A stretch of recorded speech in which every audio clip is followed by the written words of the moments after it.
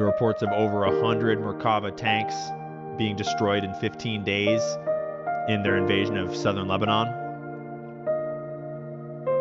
The $1,000 anti-tank missile against a $6 million armored behemoth, the real question is which side's strategy and resources will ultimately prove more decisive. Hezbollah fighters destroyed at least 21 Israeli Merkava battle tanks within just 24 hours on March 25th. And this is the thing about the American military, and by extension the Israeli military, because we're the ones that pay for their entire fucking military, because it's all our shit.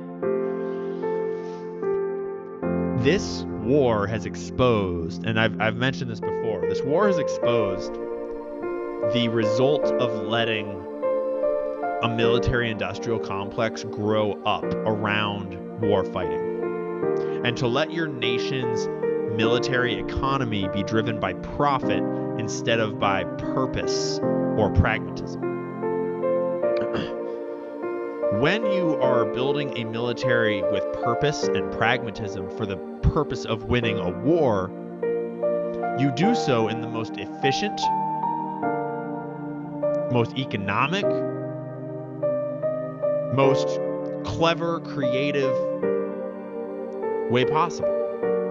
You build things that are as cheap and efficient and replicable and mass manufacturable as possible, that are easy to make a ton of for very little, that are extremely effective on the actual battlefield. When you're actually trying to win a fight, you do things to win the fight. Duh. But it's a very dangerous thing to start producing weapons for profit, because what makes the most money for the lords of war is not what is going to win the fight. They don't give a fuck what wins the fight. They just want to sell you more of whatever it is you're buying. And they would love it if you were buying the most expensive fucking thing in the store. Right? And so when you let your military-industrial complex run away with a blank check for like 70 years, you wind up with a enormous, expensive, just fucking toy factory of all of the most expensive, like, badass fucking tools that don't actually work. Like, they work, like, yeah, the tanks roll, the planes fly, the missiles shoot, the AI surveils everybody, but they don't actually work. Right? Because when the $1 billion radar system can get destroyed by a $10,000 drone like that, when the multi-billion-dollar aircraft carrier can have a laundry fire, when the $60 million tank gets taken out by a single boom stick, costs a couple thousand, when you have no response to just first-person view drones being flown by some kid with a little bomb strapped to it, when the enemy's weapons cost 100 times less than yours, can be manufactured 100 times faster than yours, and can be deployed by anyone from anywhere, you're fucked. Your entire military is built on a lie. It's built on greed. And yeah, it's scary, and it's so impressive. And yeah, we can shoot some really big rockets for a time. Yeah, we got some big bombs to drop. We have very impressive looking planes. But actually, when it actually comes down to fighting a war with a country like Iran, the game is very quickly exposed. And it's happening in Israel, with Israel's fight against Hezbollah. And it's already happened in the Gulf states with America fighting against Iran.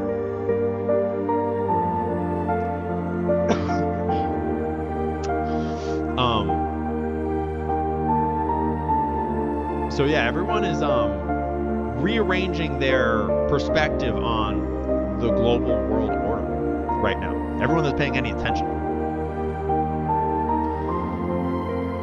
The New York Times themselves has now admitted in their reporting as well that, quote, many of the 13 military bases in the region used by American troops are all but uninhabitable, with ones in Kuwait, which is next door to Iran, suffering perhaps the most damage.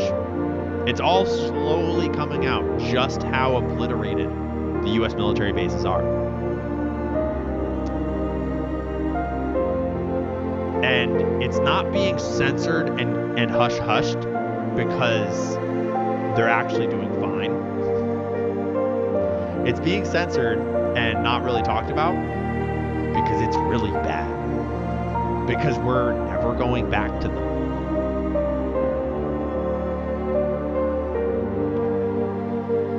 And that's kind of hard to even wrap your head around. It's kind of hard to imagine what that means.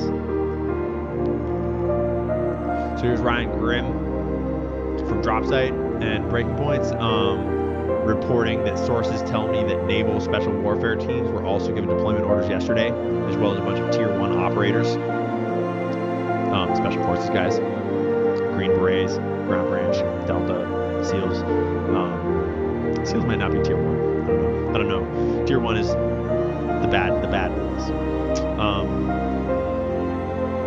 I trust Ryan's sourcing. I don't think he's making it up. All of this signals that there's a very complex, powerful military operation on the way. Hegseth and the Pentagon are signaling it directly, beating their chests. Yeah, it's wartime. Nothing Pete Hegseth loves more than bombing terrorists and drinking beers.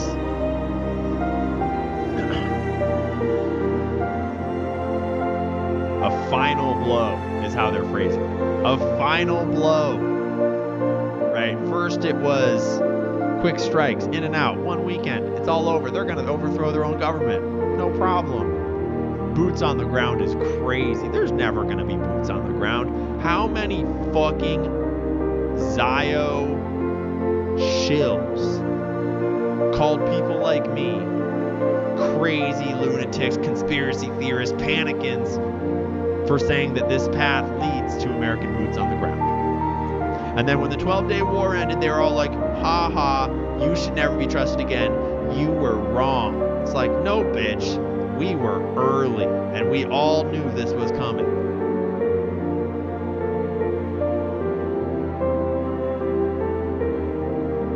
It's just a little bit of boots on the ground, just a little bit of American blood, just like a few thousand American kids dead. For now. Except the problem is we have a history of once we've lost a little, feeling like we have to lose a lot. Because obviously America, the American government, the American empire is an immature toddler on a bender.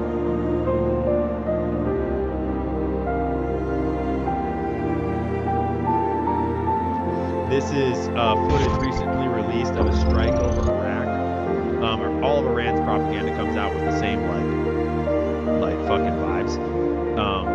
But propaganda or no, it's just straight up information. This is FPV drone footage of them bringing the FPV drone war, like what's happening in Russia and Ukraine, to the battlefield in Iraq, where they first target the radar system, and then they go and hit a Black Hawk on camera. I don't really want to, I don't want to show the whole thing. You can see a little drone fly into the radar system. And then this drone goes and flies and goes and finds itself a Black Hawk and goes and booms it. FPV drone, very cheap thing. You can make it in your garage. And I just wanted to remind us all that the protests, the propaganda line that fucking Iran killed a bunch of its own citizens has been a lie from the start. It was always a lie. We all knew it was a lie. Mossad was trying to overthrow the government. Mossad was arming protesters, infiltrating with agents, killing Iranians, starting violence, starting chaos, as Mossad does. They're admitting it in the New York Times, like we don't all notice what this fucking means. No, it's not going to spur rebellion. That's not how this works. The regime is not changing. Sorry. The regime is very much here for the long haul, ready to fight. They're not going anywhere.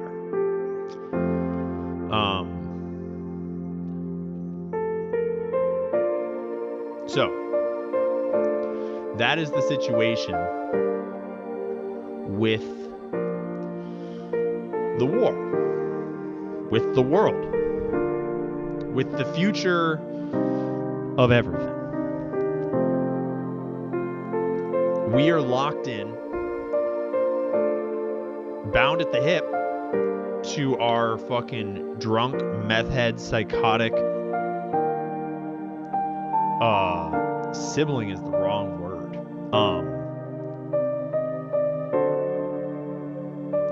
It's like when you banged that one hot girl because she was just really hot and she was kind of crazy and you were like, just in and out. It's just like, it's going to be fine. It's going to be fun. Just this weekend, just this one time. And then she just will never fucking leave you alone. And she's at your house and she's fucking she's just like, and she just clings on like a fucking vermin. And then it turns out that she's got a kid and she's got a fucking meth addiction. And she actually like is abusive and fucking like torturing like rabbits and shit. And it's like, holy shit, bro. You have gotten yourself into some shit.